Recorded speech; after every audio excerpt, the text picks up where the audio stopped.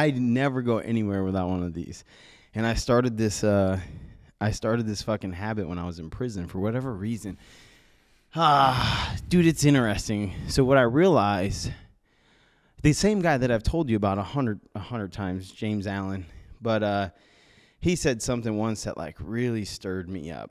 It was like, humans have an infinite capacity for new thoughts.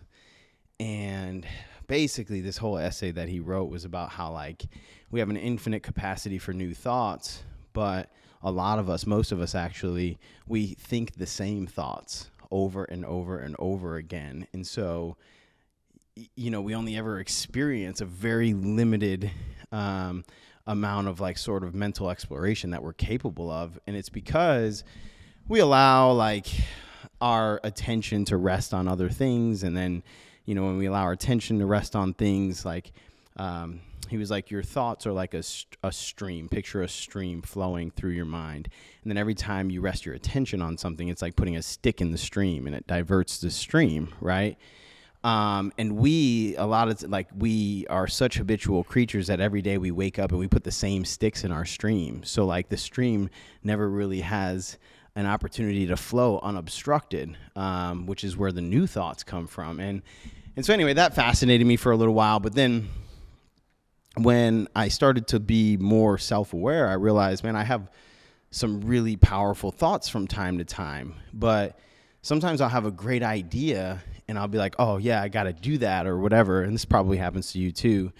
But by the time I get around to doing it, I forgot what the idea was, right? Has it ever happened to you? Yeah, that's totally happened to me. So I started carrying around this book, and in prison, it was just a piece of paper and a pen. But now I order these little books off Amazon, which I hate Amazon. Yeah, man. You've inspired me actually to start journaling a little bit. Really? Yeah. My fiance Kelsey, she got me a gratitude journal where I put 3 things that I'm grateful for every day, and 3 things that I want to accomplish for that day. Yeah. But that's historically just been something that I've done sort of here and there and not really stuck to. But the men's group that you've put together and talking about how journaling has impacted your life, and especially when you were in prison and how, you know, you really had tunnel vision while you were in prison, and used your journal sort of as a way to self-meditate and quiet out all of the noise. Yeah. So I've taken that to heart, man. I've been journaling a lot more. Do you journal do you just write your 3 things that you're grateful for every day, or are you like sitting with yourself? I'm just writing 3 things that I'm grateful for. Hey, no, that's a good start. Okay.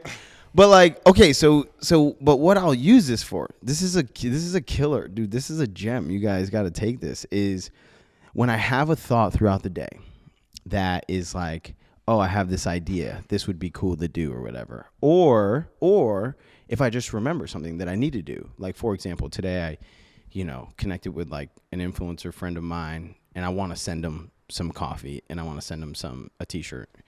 So I'll write it down. I'll open up my notebook and write it down. So then those good ideas that you have throughout the day where you're like, oh, I should do this. Oh, I should plan this surprise for Kelsey, or they don't escape you, because that whole thing that James said, the James Allen, he was like, you have an infinite capacity for new thought. Whenever I have like an original thought or an idea, I write it down because I don't want to lose it. I want to keep that and keep adding to the database of like original thoughts and ideas that I have. But also carrying this has made me so much more effective, because like having good intentions is one thing, but following through on the intentions is a totally different thing. So if you have 1 million thoughts throughout the day and only 100 of them are like, oh, I need to do this, it's like an actionable thing.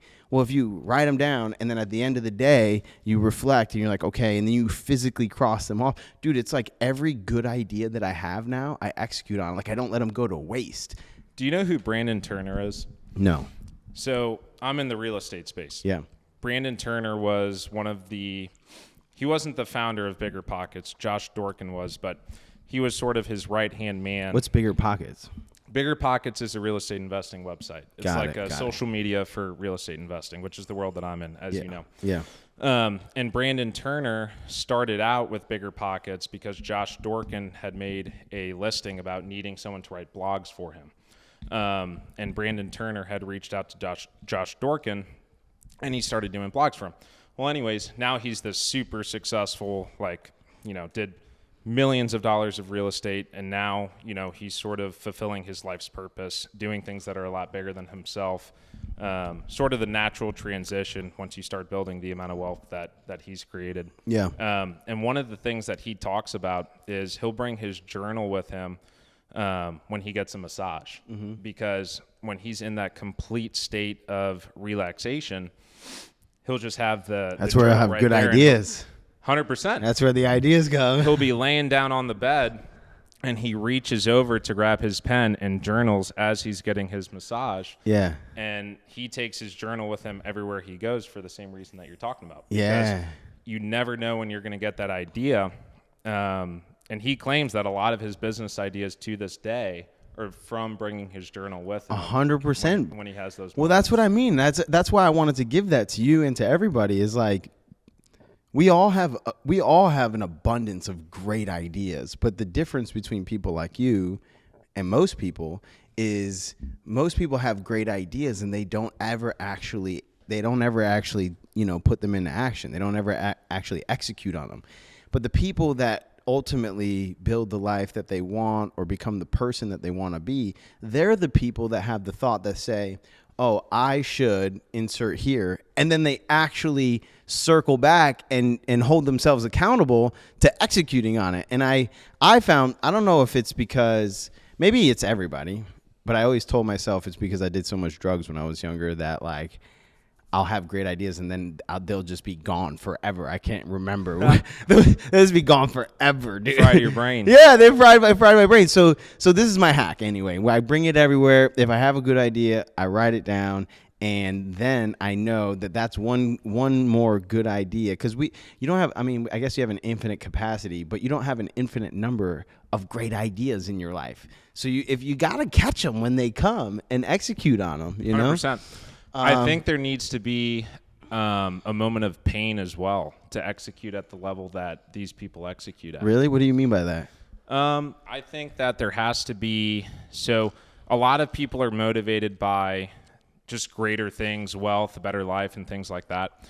But just from the wealthy people who I've studied, a lot of them have come from a place of so much pain that they just had to get out of their current situation to be where they are today. I agree, but I also hate highlighting that because I do too. Because sometimes when people hear that, they're like, "Oh, well, I ain't never been through what you've been through, so I might not ever be successful because I don't have that pre-qualifier of trauma or pain or suffering or whatever." But you're 1,000% right. There's lots of examples of that, by the way. What do you mean? Like Drake. Drake is a very successful rapper. Oh, but he ain't never been through nothing. Never been through nothing. Yeah, he raps about it all the time. Yeah. So there's plenty of examples like that, and you 100% can do it. Yeah. But just from the people that I've studied, I'm just keeping it real. I'm just, No, but it's interesting. A lot of them have come from some, trying circumstances or had to go through a traumatic incident or something like that. It doesn't even necessarily have to be traumatic. It's like, for me, I went through just playing basketball my whole life, and then thought I was going to the NBA basically until I got to college. And then when I got to college, it was a very sobering experience for me to see all of the 6'10" people around me, and I was in D2 college basketball. So what's D1 doing? What's the D1 NBA like? doing? Yeah. So that, for me, when I quit basketball, my place of pain, it wasn't traumatic. It was just like, I need something else to pursue. Yeah. Like I wasn't comfortable with my current situation. Yeah. So I'm certainly not saying that, one has to be, go through a lot of shit when they're a kid in order to be successful. Yeah. All I'm simply saying is that you've noticed it. 100%. Yeah. 100%. Like, you have to be, in a lot of cases, being uncomfortable with your current situation is fuel. use that as power. 100%. In fact, I recently had this conversation because dealing with the unhoused population here in St. Louis is like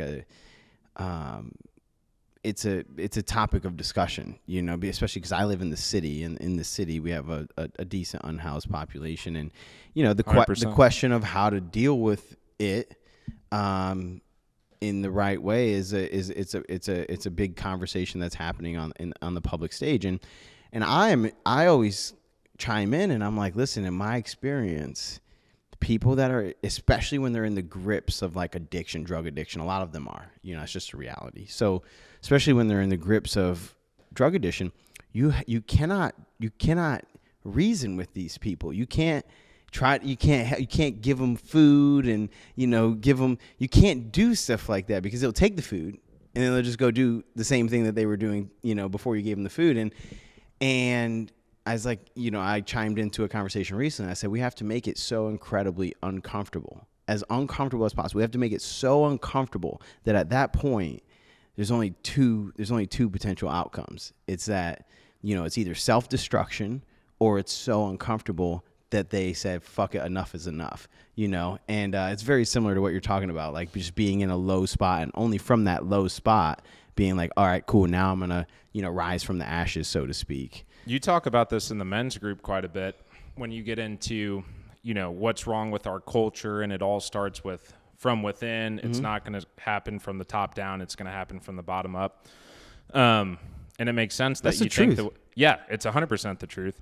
And it makes sense why you think the way that you do politically too, and why you tell us the things that you do in the men's group, because man, if you get handouts, you're not going to do anything. You're never going to do anything. There's no need to.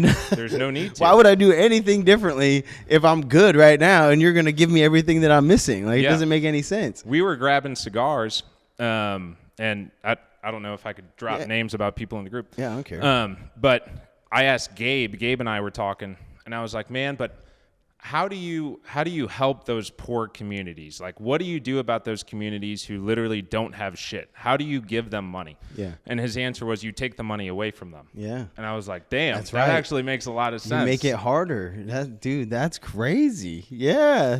You force them to grind, because when your back is just completely up against the wall and you have no other option, what are you going to do? That's right. And human nature makes us, we have fight in us. If you back a human being into a corner, that motherfucker is going to fight.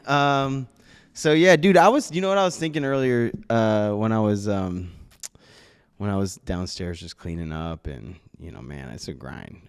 If people could see, sometimes I'm like, man, if people could see what I do to keep this 100%. Thing going. No, I was thinking, man, I'm gonna be the first guy to interview James. Like, I'm gonna be the first one to have James on a podcast. Like, I was thinking, man, I think it's interesting because, first I was like, James is gonna be the next Grant Cardone, and I'm like, Grant who? I don't fucking know Grant Cardone. I know James Gleason, But it's cool, man. I just fucking love seeing people win, man. I love seeing people win. I love seeing people win, but I love contributing to the win more than I love just seeing it like objectively somewhere else. Like, I have to admit that. Like, there's something selfish about, how much I love just being a part of the process, and totally. And I was like, man, James is gonna be, some big and famous someday, and then we're gonna look back, and the first podcast he was on was the Good Omen podcast. So I hate to disappoint you. I've been on a few other podcasts. Okay. I have been on 3 other podcasts just throughout, the 6 years that I've been in this business. Yeah. But I've really been putting the podcast and the social media. You've seen me post a few more times than lately. I'm trying, bro. It's hard. Yeah. But I've been taking that a lot more seriously than I have historically, just because historically I've had a job. I've had other responsibilities to take care of. Yeah. So now that I have all of my time to put into this, I've been able to do that. But 100%, dude, Omen has been a tremendous light for me. It's been a tremendous amount of growth for me. all the people that I've met at Omen. Bro, you didn't even find us. Kelsey found us, okay? That's true. She deserves all the credit. She's a crackhead for her milkshake she coffees. She is for for sure. her milkshake. Listen, don't be knocking her coffee. That shit is fire.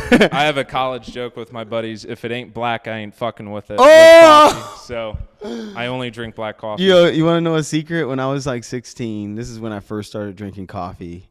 Oh, this is gonna sound so bad. I don't care. People already call me racist, but I used to pull into the Dunkin' Donuts drive-thru. That's, first of all, man, that's crazy. Now looking back, just knowing like what Starbucks is now versus Dunkin' Donuts. I used to go to Dunkin' Donuts. I would never go to Starbucks when I was a kid. And the thing I liked about Dunkin' Donuts was that they don't put simple syrup in their coffee. They put real sugar. So like when you get it, you're sucking. I'd get an iced coffee. You get your straw down in the bottom, and there's actual granular sugar down there. That's the best feeling ever. Oh shit, dude! I didn't know that. It's the best. I've only gone to Dunkin' Donuts for their donuts. Yeah, no. So you dig in, and you get like actual sugar coming up. You know what I'm talking about, Jack? That shit is amazing. Oh, you don't even drink coffee. So anyway, I would be like, man, I like my coffee like I like my women, extra light and extra sweet. Nice. But not, yeah, bro. Omen's been great. Like, it's been a really, really good thing for me. I've met some incredible people. Even being around people like you, anytime I'm feeling comfortable, you're always pushing me. Me and you have been doing the runs consistently. Well, dude, it's because I believe in you. I legitimately, like, that's what I was thinking about too downstairs. Like, there was a whole bunch of thoughts, but it was like, man, I'm only gonna have, like, the only people that I have on the show are gonna be people that are on a path. And then I see the path, and I believe that they can do it. Like, I know. Like, and it's cool because I have like a little bit of an audience and a little bit of a platform, and my people are super fucking cool. Like, the people, I don't have the biggest audience in the world, but my people go so hard for me. It's so cool. 100%. But like, if I can insert other people who don't have the platform but have the potential, and they have the mission, and they have the vision, and they have the, the experience and the wisdom that they've gained, and I can share that with them, but then also give them the backing of the audience, dude. It's really, really cool. But yeah, I believe in you, man, and I'm so proud of you because so James, I keep putting him on the spot, and he hates it every time. But James is 20. He's only 27. And he just recently retired, he just like retired. He's like, yeah, man, I don't ever have to work another day in my life. Like, that's what you said. That's what you said. I'm just quoting you. He's like, I don't ever have to work another day in my life. 27 years old. How fucking cool is that? And like, I just don't think that we do a good enough job, like, celebrating people who, well, one, like, celebrating the process, not necessarily the outcome. But like the fact that you literally, like, tell me about some of the low points. Like, you fucking slept on a couch in an apartment. What was this? What was the story again? You slept on a couch in an apartment. James had a like 2-bedroom apartment or 3-bedroom? I had a 2-bedroom apartment with my best buddy. And we had a plan from the very beginning that we were going to Airbnb our rooms and sleep on the couch. Isn't that crazy? Yeah. Keep going. So, dude, we have the craziest stories. But basically, the entire 2 years that we lived there, we lived for free. And we ate ramen noodles and peanut butter sandwiches. But what's crazy about the whole thing, when I tell people this, they're like, dude, you're fucking crazy. But we enjoyed it. Like, we had a blast. It was so fun. Like, all the different guests that we had. We had this one lady. So we had the 2 bedrooms, we had the futon, and we had the couch. We had this one lady who asked to rent the couch from me for $20. Like, dude, raunchy. Like, this couch had every substance you can think of on it, just disgusting. And she rented it from us 3 times. So we had people like that. But, dude, we enjoyed it. And to your point earlier, so I don't know if I've ever told you that I used to sell knives for Cutco. Did I tell you that? Yeah, you did tell me that. Okay, cool. So someone who's been a mentor to me without him even knowing, I've just been watching him from the distance. His name's Justin Donald, and ever since I worked for Cutco at age 18, I always looked up to this man because he had it all. Like, he wasn't just financially successful. He was just... He was the most likable dude that you'll ever meet. Yeah. Like, he was a very good person, family man, like... everyone that he talked to, he had an impact on, just like everything that I wanted in my life. So I've been watching him from afar. Well, anyways, I'll reach out to him from time to time.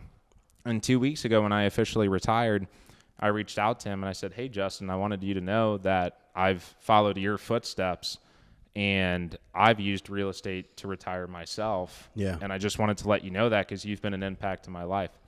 And his response to me was so interesting. He said, congratulations, James. You know, take a lot of pride in that because not a lot of people have ever been able to do that. Yeah. Make sure that you celebrate this moment. Yeah. And I was like he said, make sure you celebrate this moment and be intentional about it. Yeah. And I was like, that's super interesting that this very successful, decamillionaire, very successful person, that was his one piece. You know, I thought he was going to be like, all right, now hammer home and get to the next goal. Yeah. Like, because that's what I thought I was going to do, you know. But he said, make sure that you're intentional about celebrating this moment and that you take some time to yourself. Yeah. So what did you do? I have not been taking time to myself. Yo, James has been working. I've been working. He's been working, dude. But I tell you and I tell everyone, I am going to take a season of life to. Yeah, that's cool. I need it, honestly. Yeah, but to think about, okay, but going back to like celebrating, like and really, I don't know, just embracing the process and understanding that like in order to reach your goals, sacrifices are required. You literally slept on a couch and instead of sleeping in the rooms that you're paying for, you literally Airbnb'd out the rooms in your apartment and slept on the couch and the floor just to get where you're trying to go because you were so laser focused on, like, you knew the whole time that you were already in this. 100%, yeah. You were already in this, right? I've known for 6 years that this is what I was going to do. Yeah. Man, but the real sacrifice was made by Kelsey. Kudos to her. Yeah, tell me what the first time Kelsey went over. She was like, I can't believe you let me in here. She didn't say it that day, but like on a later day, she was like, I could not believe, because all of our clothes were in the family room, all of our food, like everything. We lived in that family room. Yeah. So she was like, I can't believe that you took me there. But dude, meeting her was like, and she stayed. She stayed. So picture this. So picture this. Big time. James, what was this? How long you guys been together? I was 23, so we've been together almost 4 years. 4 years. You guys just got engaged, what, 2 months ago? 4 months ago, yep. 4 months ago. So James is engaged to this wonderful woman, Kelsey, who I built a relationship with Kelsey before I knew James, and he ended up finding Omen because she became a regular. But she's told me since, she's like, I could not believe that he even brought me to this fucking apartment. and then not only that, but the first day that I spent in there, what'd she say? I spent a couple hours cleaning. Like, I cleaned everything. I cleaned the kitchen. I washed all the dishes before I would stay there. And I'm like, yeah, but you stayed. Yep. You know, dude, that's so cool. You saw something in me. Yeah, dude, you're a stud, man. You're a freaking stud. But okay, so also, on that note, one of the things that inspires me, and I don't know, it just resonates with me so deeply about like watching you, because I get to watch everything from where I sit in the shop. It's like, you know, I'm on like a perch, you know, and I just overlook my kingdom, so to speak. But like I see you like cycling through all these young guys, like, you know, 18, even Ray's probably 30 something, but a variety of guys that are inspired by what you've been able to accomplish, which it's funny because you see and hear about this shit all the time on social media, these like real estate investors, and I think for the most part I have a negative idea of those people because they're always like, oh, get rich real quick and blah blah blah, and it's just totally. like I understand how much work goes into anything, so I just don't like their delivery. Like they may be true. Like, for example, you've only been doing this 5.5 years, and you started from like, you didn't, like, nobody handed you any money. Did your parents like, you know, no trust fund, no. None of, okay, so hell no, right? So you started from scratch. 5.5 years is actually a very quick amount of time to build the kind of wealth that you've built. And the kind of freedom. I think that's the most important thing. But 100%. But 5.5 years is actually not that long. So you could easily be like, hey, I could make you financially free in 5 years. And that, to me, that's a cheesy sales pitch, even though it's technically true, because they're leaving out the part that, like, you're going to have to do things that 99.9% of people on earth are not willing to do. 100%. You know what I mean? I have 8 mentees now, actually entirely because of Omen, because I do have mentees outside of Omen, but this whole thing started because of Omen. I would have never done this without Omen. That's so cool. It is cool, man. It's been a blessing. Like, it's extremely fulfilling. A part of my success, your friend Jack was asking how I define success. Part of it is seeing my mentees succeed now, which is super cool. But I tell all of them, man, like, I will give you the tools. I'll teach you what to do, how to do it. I'll hold your hand through the process. But at the end of the day, this shit is hard work. You got to put in the time. Yeah. 100% you got to put in the time. What are some of the hardest parts of the process these last 5.5 years? Like what were some? No, for real. What were some of the? We got time. Like I just lit a cigar, so this is gonna burn for a while. Grace is gonna be fucking pissed because she hates it when I smoke inside. But I just lit a cigar. Yeah. What are some of the hardest parts of the process? Because truthfully, man, like, I'll be honest, I would have been receded into the background of. Like, we live in a connected world, and I say that word very loosely, connected. We are all connected via all this content that's constantly pushed out. And, like, I have this audience, and I have these, like, amazing people that have supported every part of my process, my journey since I got out of prison. And like, that's really cool, and I'm super grateful for it. But it's super toxic, and I think it's a net negative for society. And so I would have... It's too much information. Yeah, it is, because now they don't, whatever. That's a different discussion. But I would have, and I've thought about this many times, I would have receded into the background, gotten off of social media, stopped doing podcasts and everything, if it wasn't for the opportunity that it presents for me to give people a realistic expectation of what it takes to become happy and earn their peace and discover a version of themselves that they can be proud of and maybe build some success. Like, I live for that one person that might see my Instagram story today and be inspired to change their life, or that one person that might listen to this podcast and hear something that you said or I said and say, you know what, I'm going to level up or whatever. I live for that. That's the only reason I'm still on, social media. And a huge part of it is sharing with people the lows. It's sharing with them the lows, because everybody, like, when you take into account what social media and podcasts and mainstream media shows us, aside from the news is all negativity, but everything else is all highlight reels. And I'm just trying to show people, like, this shit is so hard. So, like, I'm really interested in hearing, like, what were some of the hardest parts of the process? Yeah, totally. Well, first of all, I just want to say, for you, man, like, I appreciate the kind words. I appreciate you putting your faith in me. I personally don't know anyone who's doing what you're doing, from, building a culture like you are. A lot of people. You're the only person that I've, like, it was briefly, we were running, but, like, painting the picture for you. Yeah. Of, like, kind of like what's in my head, 100%. You're playing chess. It was cool to be able to paint that picture. And most people that I know, including myself, it's all about business and financial gain. I mean, that's why I'm doing this at the end of the day. From a selfish perspective, it's because I want to make money and I want to provide a life for my future family and for myself. Yeah. But you're the only person I know genuinely who's creating the culture that you're creating, and I think it's really incredible. Thank you, man. I'm growing as a person. I'm a better person because of you. So thank you for everything that you do.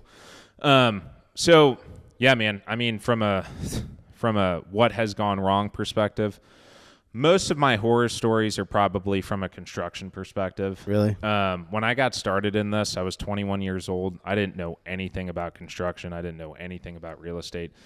Contractor could have charged me $30,000 to paint a room. I would have said yes, because I had no idea. Because you didn't know what it cost. I had no idea. I had no education. Yeah. Which is a big part of... But that's a cost of doing business, right? Like, some people are going to burn you. And unless you hire a mentor. Yeah, that's true. And then they could teach you, hey, this is how I fucked up. Don't do this. Yeah. So for me, I didn't know anything.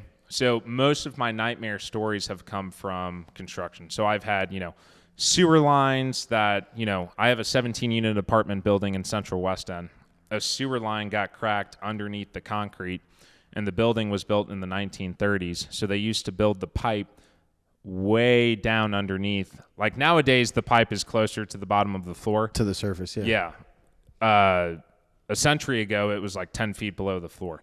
So, and it was copper pipe. So we had to dig through, basically 40 feet of pipe, 10 feet deep, and it cost me like $30,000 to do it. Wow. Dude, that's just the beginning. I mean, I've had contractors that don't show up to the job, and I'm out all the money that I paid them. They say, hey, your bid is $50,000. Pay me $25,000 now, and then pay me $25,000 when you're done. And then I pay them the $25,000, and I never hear from them again. way. Oh, yeah. What? Dude, that's probably happened to me. Fool me once, shame on you. That did not apply to me. I mean, I probably did that like 4 times. Yeah, dude, it's crazy because you'll deal with contractors who are like, well, why would I start on your job, with my money? And it makes sense when you're talking to them. You're like, oh, you're right. All right, here's my money. Yeah. And then you never hear from them again. Oh. So I have stories like that. Car mechanics. Yeah. For sure, bro. I have stories like that. I mean, I have stories where. And it's a lot more stressful when you're dealing with investors. Yeah. So I've brought partners to the table. So now I'm dealing with other people's money. Yeah. And now it's like, dude, these people are trusting me with their money. With their money, you can't lose it. Yeah, 100%. Yeah. So really, man, when you have like big events like that happen, it's really the day-to-day stress that comes with it that makes it so hard. Yeah.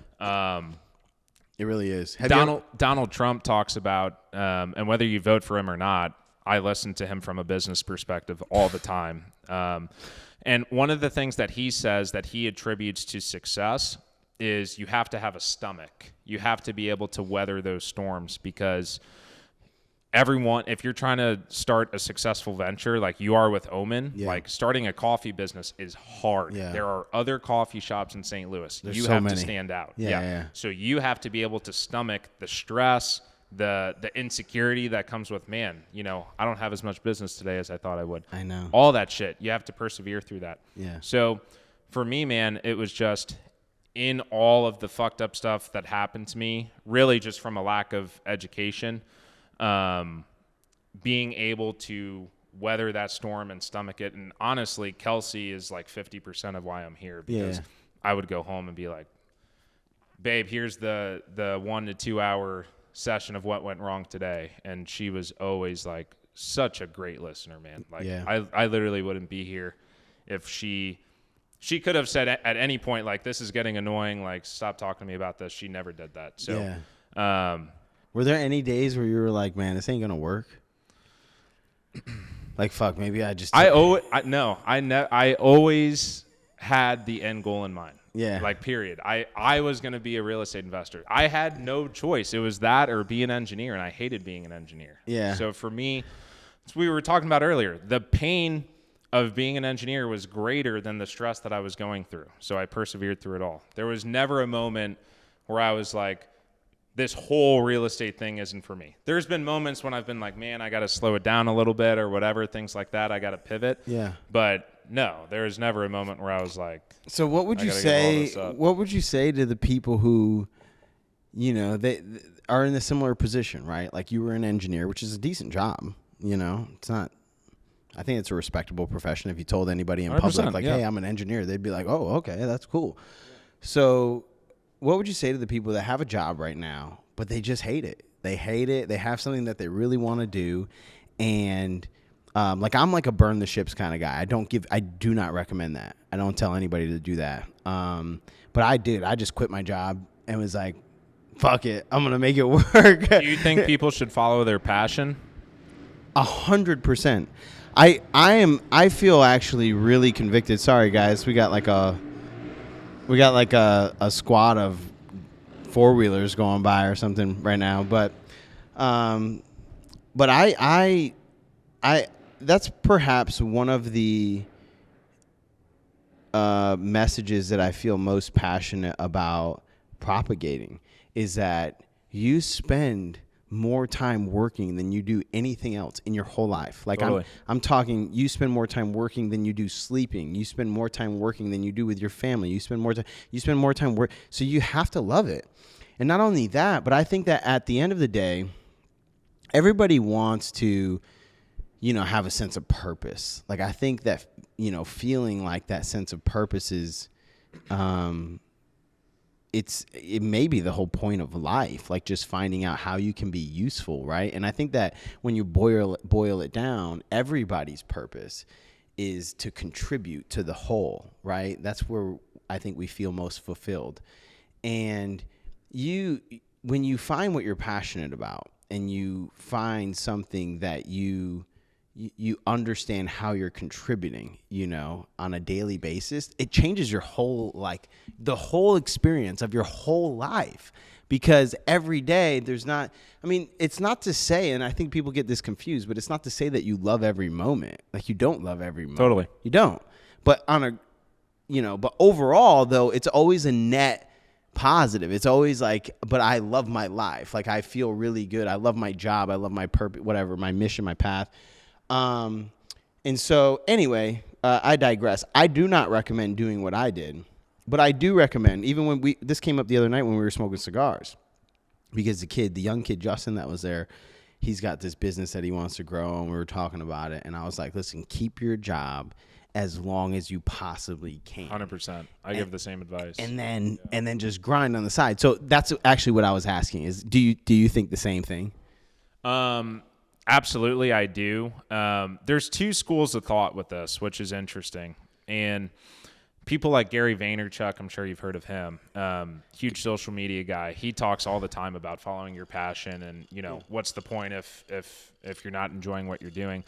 But the other school of thought, which is what I subscribe to, is there are seasons in life. So you have to have different seasons. There's no such thing as perfect balance, and there's no such thing as, doing what you love to do every single day. So what I did, and depending on, your personality type, if you can stomach it, what I recommend to people is you go through a season of life where you sacrifice, even if you don't enjoy it. So for me, it was 5.5 years of being an engineer. I went through that season of life where I really hated what I did every day, but I knew that there would be an end goal in mind. So that now for the rest of my life, now this next season is sort of enjoying the fruits of my labor. And if I would have followed my passion, I don't know if I'd be here today, So it's interesting. Maybe I would be. I think choosing the right vehicle is super important too. That's interesting. So like if you would have followed your passion as in what, basketball? In basketball or underwater basket weaving, whatever I'm passionate about, right? Like if I'm passionate in being a history teacher, I'm never really going to make it, Yeah, see, but I disagree with you on that because me and you are complete opposites. I'm like purpose-driven, passion-driven, and you're like money-driven. Yes. 100%. 100%. Yeah, but to you, I respect it though.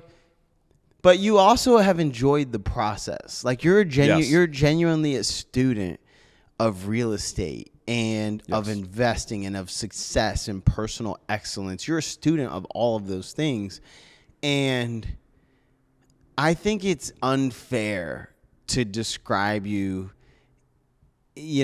as exclusively money driven without including that tidbit that you actually enjoy the process though. I do it for sport. And I think because you're a competitor, you're almost at the highest level of basketball. You're an athlete. So like you're a competitor at heart. And so you were able to translate what you're doing now, into your own mind as like, this is just another sport and I'm about to try to win, 100%. So I think you don't give yourself enough credit there because you are sort of you're passionate about competing. Yes. And so there's an element of passion even weaved in, even though you're like, this is just math to me. This is just, if I keep putting these inputs, there's going to be these outputs over here. Yeah. And the math and the money is almost a scoreboard for me. Yes. So it is competition. 100%. But I do think people should find something that lights them up. Like when you find a multifamily, let's say you find this building, 20 units, whatever, and like for whatever reason, it's just a steal. Yeah. And you can't tell me that you're not like, Kelsey, we fucking made it. We fucking made it. I know you are. I know 100%. I know you are. The adrenaline's something else. So yeah, it's good. So to answer the question, they gotta stay passionate. They gotta find something that lights them up like that. No. I don't know, man. I think, or do they just do the math? I think it depends on the person. Yeah, that's what I'll say. So I think for most people who want to be entrepreneurs. I would say you're an exception to the rule. Like, you really care about the community. You care about the culture that you're creating. You care about the brand. That's awesome. You're a good person. Like, you really are. I think most people who get into business, it's because they want to get out of their current situation. They want to, be more successful financially, whatever it is.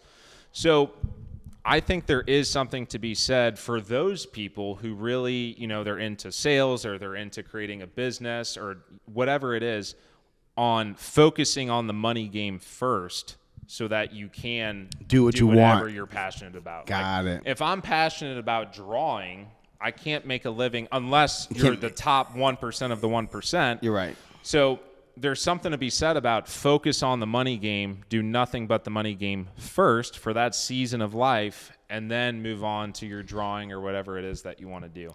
Because at the end of the day, man, we live in America. This is a financial country, whether you like it or not. Well, it's capitalism. Yeah. Yeah. You know what I would say to those people then? Because I can co-sign this advice. Like, focus on the money game first. Free yourself up to be able to do whatever you want later. That's great. That's kind of what I did. Not really, because I still was super passionate about what I was doing before. But I knew that, like, someday I was going to open a coffee shop. And truthfully, I always imagined that I was going to do this as like a side hustle. Like, I was like, so basically it's exactly what you're saying. Interesting. I was going to get my money right and then be like, I'm just going to do this for fun. It didn't end up working out that way, but what I would say is maybe find somebody who's immediately accessible, that's very successful, and be like, hey, whatever they're doing, learn their skill, learn what they're doing, and then ask them to mentor you or whatever. Dude, be a copycat. Find someone who's done what you want to do and just do what they did. Yeah. And you'll be successful. Yeah. But at the end of the day, like, I have this thought all the time, and I've been retired for 2 weeks, so I'm not, It doesn't matter. You're fucking 27. You may as well been retired for fucking 2 decades, bro. For sure. But I haven't had, all the time in the world to think about this. I'm not this super philosophical guy, but there's balance to it as well. So I focused on the money game. Now I'm paying off a lot of my mortgages, and if you get into real estate, a lot of the real estate wealth is created through debt, through leverage, through mortgages. And so from a strictly financial perspective, paying off my mortgages is a bad financial decision. I could become more wealthy if I never paid off my mortgages, I borrowed more money, and I bought more real estate. I would be more wealthy if I did that. However, I've chosen to pay off my mortgages strictly for peace of mind. Got it. Because at the end of the day, I had the thought, I've made it this far. What's the point of all this? Yeah. I'm having that thought now. It's like, man, what do I do with my time? And for me, peace of mind is more important than anything. We're doing this all to have better lives and to improve ourselves. Yeah. So to me, continuing to leverage and continue to compete as badly as I want to, the peace of mind. And, Kelsey's my fiance now. We're going to get married soon. I'm thinking about kids. I'm thinking about a family. Yeah. I don't want to be that guy that 3 years from now, I'm like, babe, we lost everything. You got to go back to work. Or like, I don't want to deal with any of that. Yeah. So if you solidify your wins now and then start from scratch and start building it again. 100%. Yeah. Yeah. So as badly as I want to compete, I am taking calculated steps and balancing every decision that I make now. Yeah. But in the beginning, it wasn't that way. In the beginning, I had no choice. I had nothing. Yeah. I just wanted to get out of the situation that I was in. That's so crazy. Yeah. It's so crazy that you had nothing. Nothing. Really, and you built it from scratch. Like, what is your portfolio worth right now? Do you know? Are you comfortable sharing? Oh, yeah. 11 million. 11 million. Yeah. In 5 years. That's insane. Who the fuck did you learn? What YouTube videos were you watching? I need to watch those. Dude, really? Dude, it was really just obsession. Like, Really? Straight up, yeah. It was really just like I said, being sick of my current situation. Were you playing basketball when you started? No. So what happened was I played basketball. Dude, my whole, like, how I am about real estate today is how I was about basketball. Maybe even more. Really? With basketball. Oh, yeah. Dude, I was What position did you play? crazy. Shooting guard. Really? Yeah. You think you can beat me one-on-one? Absolutely. I mean, do you even play anymore? Bro, we gotta get a men's league going. We should. That'd be fun. I'm trying to find, currently, I'm actually trying to find an indoor gym because I have enough guys that come to Omen that play ball or have played at a high level. Yeah. That I could easily drop that in the chat and be like, yo, every Thursday night or whatever. I just need to find a place to That'd be fun to host it. You should do that. You know what I mean? You know what I was thinking about doing? And I haven't ran this by any of those guys. They might hear this before I even reach out. But I know that there's some guys that play at First Form HQ. So I was thinking about like hitting them up and being like, yo, you get your crew, I'll get my crew, and we'll fucking play. Do it. And it'd be funny because like I used to work there and go back there. That'd be fun. It would be really competitive. That'd be super fun. It would be bro, really competitive. And I know our team would win. I know. Cuz I'm like already You said Tim's really good bro, too. I'm competitive. And I'm like already thinking in my head, all right, James played D2, Tim played D2. Like, all right, I could play. I could get mad on the basketball court if it gets competitive enough. But it's so much fun. It's so much fun, dude. But for me, it was back to what we were talking about. I played basketball, thought I was going to the NBA, obsessed over it, worked my butt off, man. And I believe genetics has a role in anything. Well, actually, it definitely does. But if I would have worked hard enough, maybe I could have made it. There's a whole nother debate about that. There is a debate. Because I would debate you on that. Genetics, which side are you on? I think that there's exceptions to every rule. And I'm an exception to many quote unquote rules, right? Like when you look at the statistical probability of me being who I am and where I am right now, it's very unlikely. 100%. So like, yeah, I think there's exceptions to every rule, but I think generally speaking, you're right that genetics do play a role. Yeah. I just didn't want to come off as I was making an excuse. No, but you totally could have been an exception, motherfucker. Yeah. You totally could have been an exception. Well, so I worked my butt off, didn't make it, and then went to D2 ball and wasn't good, compared to some of the D2 players that played there. Yeah. So then quit, and then just felt like super empty. Like I needed something to pursue. Yeah. I needed like another goal. So then there was a season of about 6 months to a year where I was just like, lost. I'd worked pretty lost. Yeah. I mean, I had worked pretty hard. Rolla's a hard school. So I went to Rolla, studied to be an engineer. It was no joke. And then I had my first internship as an engineer. This is like the big goal. Yeah. And then I was like, man, I hate this. This is sucks. Not fun. Yeah. So for that, like 6 months to a year, I felt pretty empty about like, man, what am I doing with my life? Yeah. And then that's when real estate became a part of the picture, and I just started obsessing over it. Like that was my new basketball. That was my new sport, and it still is to this day. It gives me purpose. Yeah, it's good. It should be your new basketball, especially since I can beat you one-on-one. You don't want to claim that as your main sport. Yo, Jack. Jack, Jack, my producer for the show. It's so funny, man. Life is good. God is good. It's interesting, man. Me and you actually have had this conversation. Are you still an atheist? You're gonna come around. I'm agnostic. You're agnostic. Okay, he's still figuring it out. Kelsey and I are going to church. He's gonna figure it out. But you know why the coffee shop is called Omen Coffee Co., right? Like it's. You told me it was from a book. Yeah, it's inspired by one of my favorite books. But in the book, there's this main character, Santiago. He's on this journey, and just like we are, but he comes across and he meets several wise men, and one of them told him like, hey, heed the omens, like, and essentially what he was saying is like, follow the path that the universe lays out for you, but like at certain points along the journey, things will happen for you, and if you're paying attention, then it'll be an indication that you should go this way. and that has happened to me so many times. Like where you felt like a calling. Well, not necessarily a calling. I feel called to do what I do. That's why I do it. But I'll give you an example. Dude, this happens to me all the time. It's insane. But this is why I'm so convicted. This is why when we had that talk, I'm like, hey, I'm open to being convinced of anything. And you gave me like a really, like a legitimate thing to think about in the conversation. When we were talking religion? When we were talking about God versus no God. And, Yep.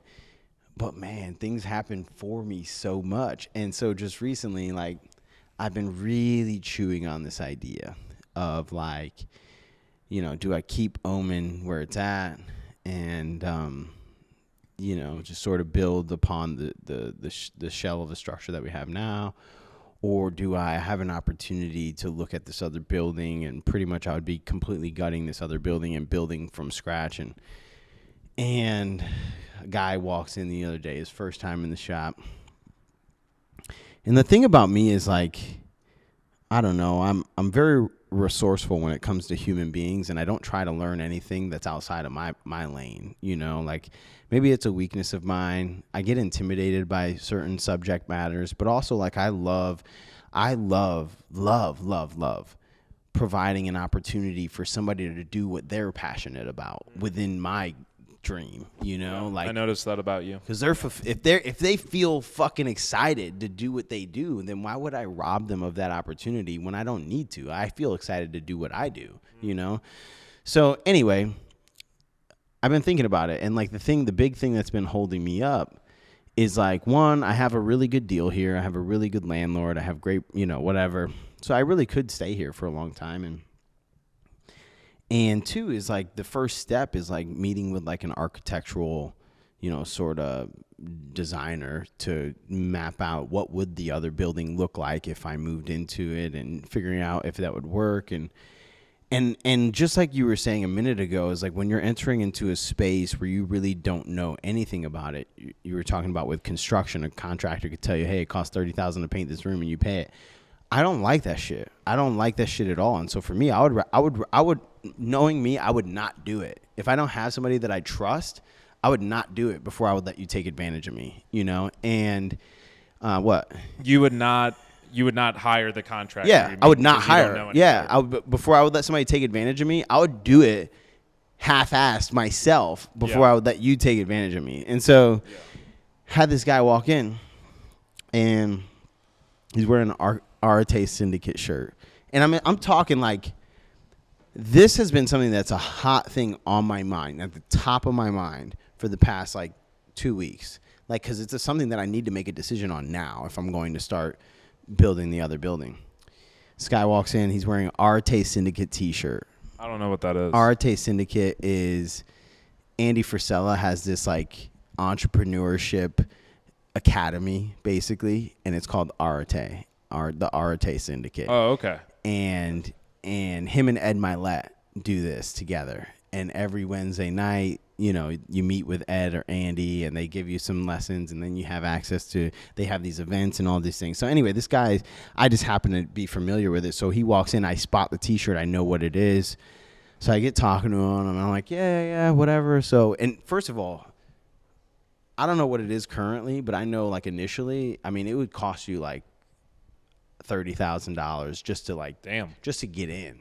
Yeah. Like it's not cheap. It's for top high level entrepreneurs. Yeah. So this guy, so whenever you're in it, I'm like, oh, you take what you do seriously. Yeah. It's not to say that you're good at it, but you take it seriously because you invested all that money just to be a part of it. Yeah. So I get talking to him, and he's this dweeby guy, for real.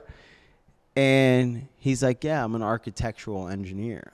And I'm like, what do you mean? He's like, like I draw the permit, the buildings up to spec and, up to code in whatever building for new builds. And I also do rebuilds and in my head, I'm just like, this is exactly the guy I needed to meet. 100%. You know what I mean? I feel you. So that's what I mean when I say it happens to me all the time. It's like, because how I interpret that is that the universe or God, however you believe, but for me, made that resource available to me at the time that I needed the resource. And so I almost feel like to not use the resource, to not like go, that's an indication that that's the direction I need to go on the path.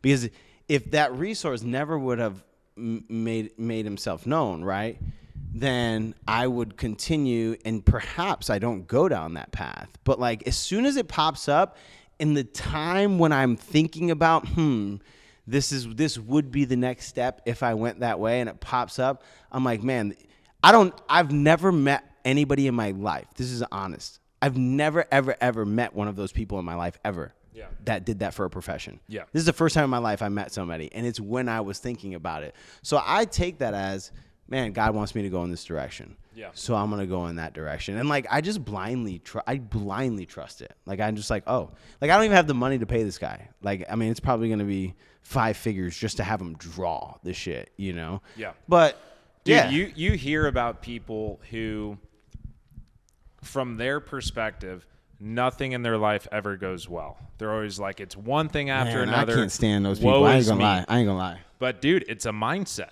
I think the reason why that happens to you so consistently, it's the law of attraction. It's you are asking the universe to give it to you. And I'm the most anti, like, fluffy, like, whatever, you know. Yeah. You're like science. Yeah. But I do believe, all that being said, that if you're looking for something, it's the same in business. It's the same in any, like when I met Kelsey, I was intentionally, and I tell her this, I was intentionally looking for a partner at that time when I met her. Yeah. Like I was going on, you know, fucking Tinder dates and Hinge dates and like. Are you looking for a partner or are you looking for something else? No, I was genuinely looking for a partner because I wanted one, you know. I felt like my life would be better with a partner, so I was actively looking for it. Yeah. And I found it. And I really think, man, like you're one of the most freaking motivated, inspired people that I know. Yeah. And I think because you are constantly looking for those opportunities, they are constantly coming to you. Yeah. You know? Well, but I also think it's important to like, you know, sort of, I don't know. I think there's a level of mindfulness, like just presence, like just being present and like 100%, and that is required to even recognize them when they happen. You know what I mean? Like I'm starting to have all these amazing people, you know, come into my life, like Patrick and you and, you know, the guys that come to the men's group and Jack, like I was itching to start another podcast, you know, and I didn't tell that story. That's what I was going to tell. I'm going to tell the story of how we started the podcast. Yeah. No, I won't. But long story short, I kind of want to hear it. If you ever have a chance to play me one-on-one, let's play to 7, okay? It's because me and Jack played one-on-one, and you know, it was funny. You play basketball? I basically made him a bet. He wanted me to work with him. You know, this is what he does for a living. Oh, that's super cool. He produces podcasts. What a way to and then an agreement. But also he dude, you talked to him for just 5 minutes before we started. And what'd you say to me? Dude, this guy's asking me, and what I say to you, that's all Jack does. He asks great questions. Yeah, he does. He's super philosophical. Yeah. Someday he'll have I have no doubt, but he'll have a good podcast if he does it. But I know that when I met him, he was thinking about doing a podcast himself, like actually be on this side of the podcast, not that side. And what he does for a living is he produces podcasts for other people. But because he's such a good conversationalist and he's so philosophical, like, he would have a killer podcast. And so one day he asked me, like, hey, he said something to the effect that indicated he would want me to do the podcast with him. And so basically, but he also wanted to get me as a client because he knew that I wanted to start a podcast. So I challenged him to one-on-one. And I'm like, yo, when I found out that he plays ball. Actually, there's an important detail. You lost. No, he disrespected me because I was like, yo, I found out that he plays ball. And I'm like, yo, I really, really have been looking to, like, play ball. Like, he plays in a men's league. I'm like, dude, you should let me play on your team sometime. Like, I would love to. And he was like, He's like, I got to see if you could play first. So I was like, okay. Damn. I was like, yo, let's play one-on-one. And I was like, if you win, I'll do your podcast with you. I'll be your co-host forever, whatever you want. Damn. If I win, then I'll, basically you'll work with me. Okay, you'll give me a deal. Okay, wow. And so we meet up, and we meet up his place, his time, and we go, and he's like, all right, what? And we're both on 75 hard at the time, so we have to do a 45-minute workout. So that was what I used. He was like, all right, let's play game to 11, all ones. I'm like, all right, bet, And I was like, actually, dude, let's play to 21. I'm like, I got to do 45 minutes. I got to be out here for 45 minutes anyway. Right. So let's just play to 21. And I was, this is before my ultra. I think it was before or after? Before my ultra. So I'm in great cardio condition. Yeah. And I'm like, all right, let's play 21. And he's like, all right. That's how I got him. He comes out, and he's been playing. I haven't played in years, legit. He comes out playing chess. He knew you'd get tired. Bro, he came out cooking. That's funny. I'm talking cooking, hitting pull-ups mid-range on me, taking me to the basket. But we got to like 7, and I saw that he started to get a little winded. So I'm like, all right, I got him, dude. What do you call that? Like when you were running and you saw people who were limping and you saw that's a kink in your armor, bro. Kink in your armor. I got no kinks. I got no kinks in my armor, for real. And I fucking cooked him. I think I won 21-12. Like, wow. 21-12. So like, but that's my game. It's like, I'm like, I will literally just outlast you. Like, we can tie for the first 11 points. You just fucked up. But if you told me your strategy. But if you die, doesn't matter. You can't. I can tell you it, and you still got to get. But now we're playing at 12. Yeah. But I can actually play though too. Right, fair enough.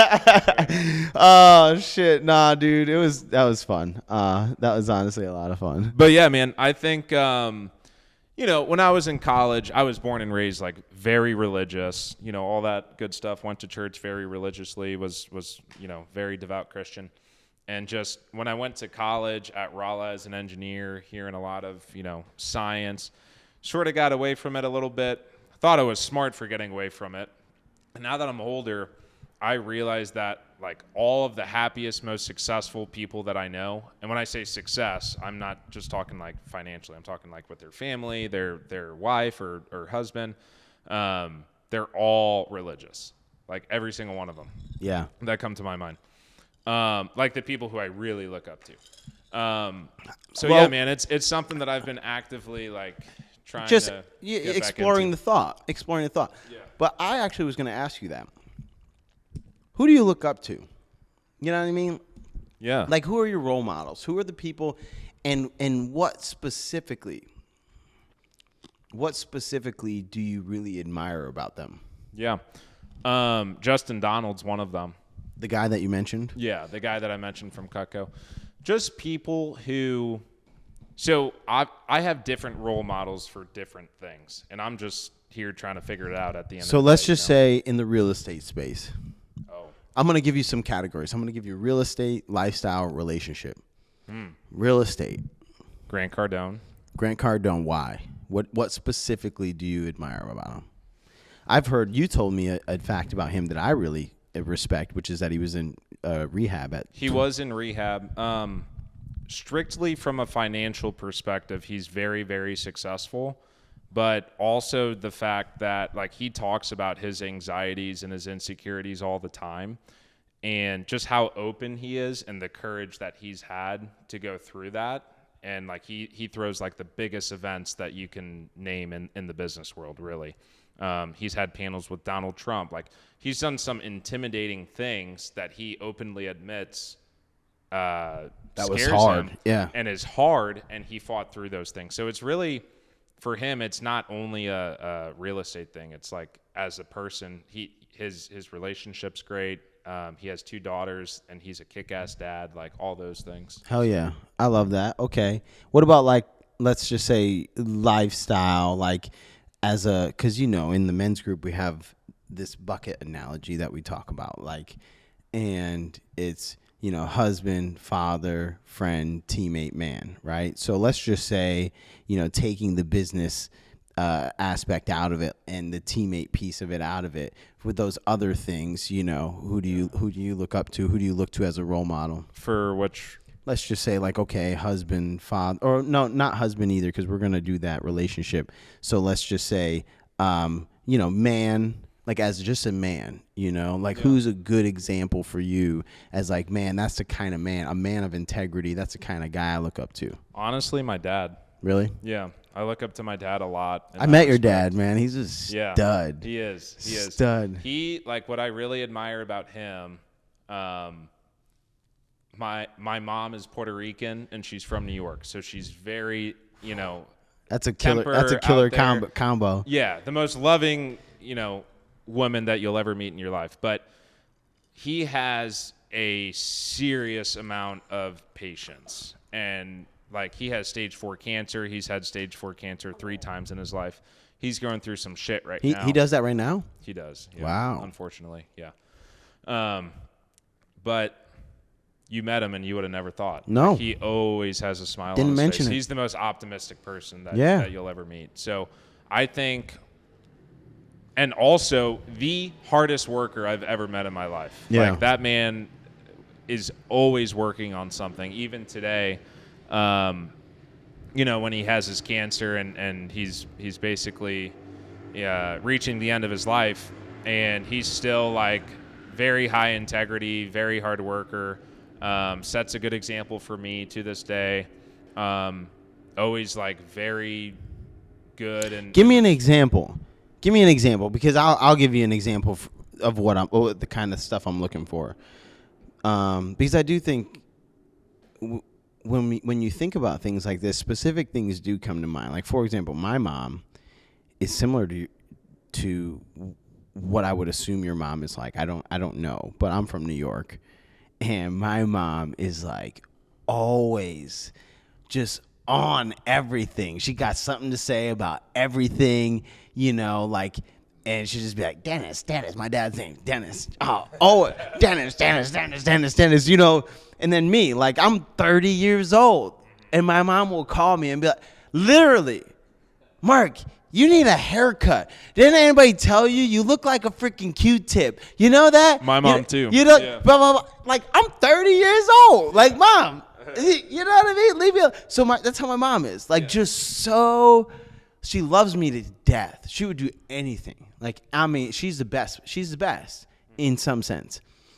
But I don't spend much time with her. I can't spend much time with her because, like, she's just so overbearing that for me, I don't respond well to that. Yeah. And my dad is just like, I'm telling you, man, the loyalty that he showed, you said patience, that's a good word too. Yeah. But like, man, I would have left my mom a decade ago. Me too. You know what I mean? And it's like, he has my mom's back. It doesn't matter. It doesn't matter. That's his wife. And so for me, I look like that's a specific example of something that I really look up to about my father, is that even if she's wrong, when we get home, he might tell her that. But in the moment, that's what she said. You know what I mean? So like, I admire that. I think that is a quality that we should have. It's not that you should have your people's back, even if they're wrong, but like we're tribal creatures. Like, we live in tribes, you know, villages, whatever. And I would like to think that in public, the people that I have to my left and my right, and be like, listen, man, I'm ready to go to battle for whatever's happening right now. I'm ready to go to battle with my people. It doesn't matter whether they're right, wrong, indifferent. When we get back, we say, hey, don't do that again, because I don't want to do that again. So I admire that quality about my dad. But like, for you, I hear what you're saying, and I think I understand. But like, give me an example of something that you're like, man, there was this one time where he did this, and I think that's the kind of man I want to be. Yeah. I mean, 2 things come to mind. The first one is not super specific, but it's just in this time period of his life. Yeah. And it's that the man is going through stage 4 cancer, and he has never complained about anything. Yeah. So that's not like super specific, but It it's is. like day to day. Like, he has a smile on his face. He's positive. He's like taking initiative as far as what he can do for himself from a health perspective. Yeah. And I really admire that. And then Another thing that comes to mind is sort of similar to what you just said. And it's something that I respect him for, but I think I'm going to do a little bit differently when I have kids. Yeah. And that's almost exactly what you just said. My mom and I, if we have a disagreement, he will take her side every time. Doesn't matter what it is. That's his wife. Does not matter. That's his wife. Yeah. And he also, your dad at least tells you after, like, hey, son, like, my dad, nope. You were wrong. Ah! My wife was right, period. Yeah, and that's yeah. just how it is. End of story. And, you know, when I have kids, maybe not quite as extreme. Yeah. I don't know. I think all parents kind of figure it out as they go. Yeah. And you can't really plan for that sort of thing. But, yeah, man, I really respect my dad for that. He's like, I like that a lot. He's a very loyal guy to his wife, to my mom. Yeah. So I guess, I mean, that kind of leads to the next one. It bleeds into it. But just in a relationship sense, like, is he also the guy, or is there another guy that you look up to, you know? My dad's definitely the guy from a relationship sense. Yeah. I wonder if there's just a loyal someone husband. else. Are you a romantic? Like, I'm a romantic in the sense that my parents have been married for over 35 years, and I think it's the coolest fucking thing in the world. You know, man, I'm a little more practical, like, with my relationship. So when I first met Kelsey, it's not like after the first week I was like, oh, I'm going to marry this girl. She was beautiful and she had all these amazing qualities, but it was her constantly, you know, proving to be this incredible person over and over and over again that I was like, after 6 months being with her, I was like, dude, this is it. And then still to this day, 3.5 years later, she has continued to prove to be this just incredible partner that I know for the rest of my life. She's really the best partner that I could ever ask for. Yeah. So, am I a I love that you say that. I love that you say that word too, partner. That's what I say. Yeah. I say partner because I feel like we're like in this together. Like we're on a team and we gotta win. Yeah. You know what I mean? 100%, man. Like, and she's constantly building me up. Like, every time that I come to her with any sort of stress, it's like she does not say, you know, stop talking about this. This is annoying. This is the 5th day in a row. None of that. It's always like sitting down.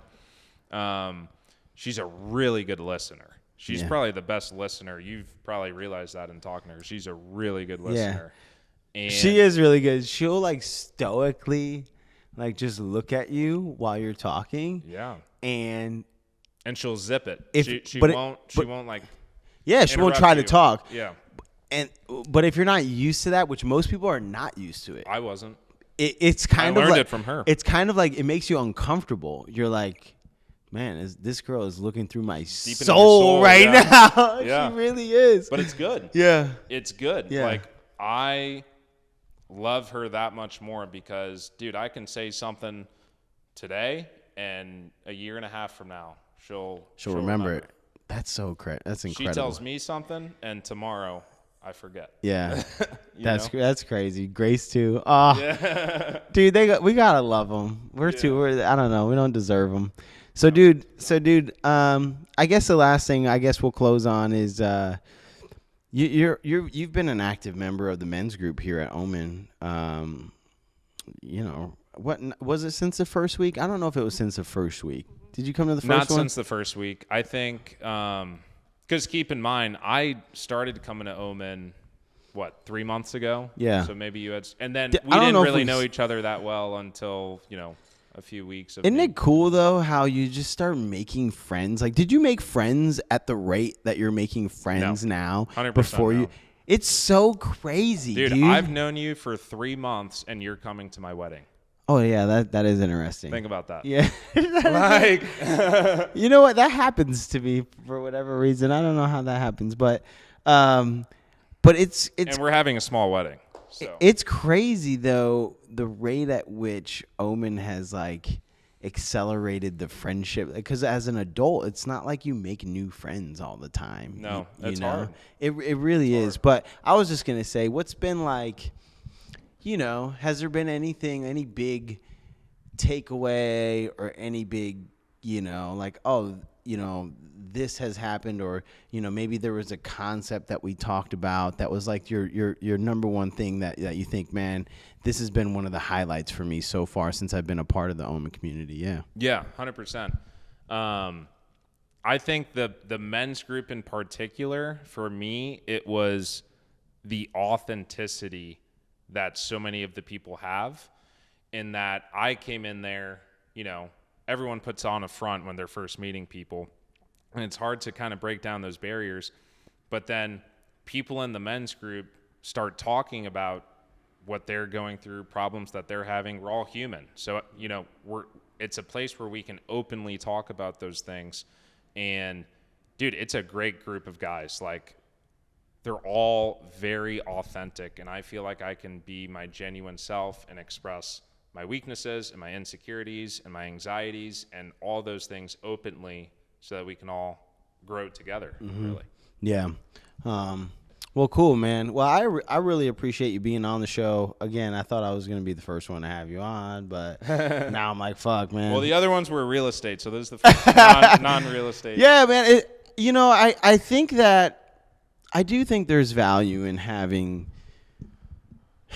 subject matter specific podcasts, and I have done that before, but I really intentionally didn't do that with this show because, as I've shared with you my bucket analogy, the 5 bucket analogy, and like, man, I'm kind of obsessed with that, and I think that I do think there's something to that. I don't want to say it's the key, but like, it could be the key. It could be the key to actually a happy and successful life. It could be the key, like understanding that you can't.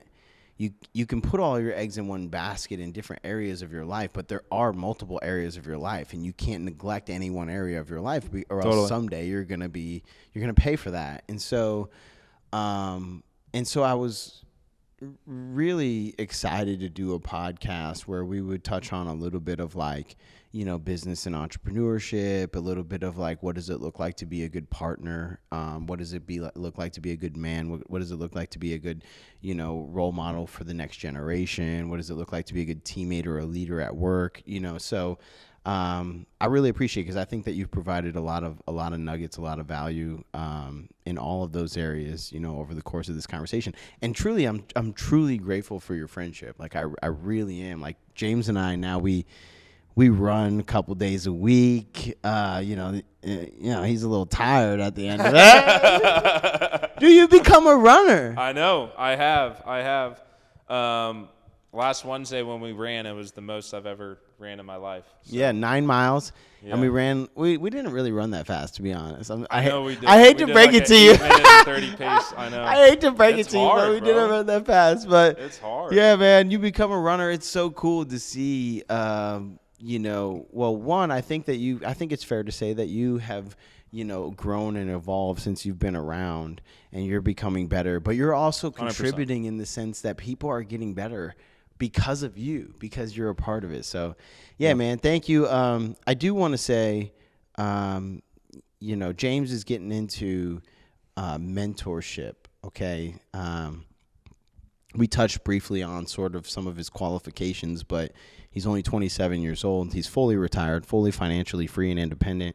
Has a, what did you say, $11 million real estate portfolio. He's only been doing it 5.5 years. However, whatever he has been doing has worked quite successfully. So he's been getting into mentorship, and I really admire that. Some people, when they do that, it's because it's out of greed.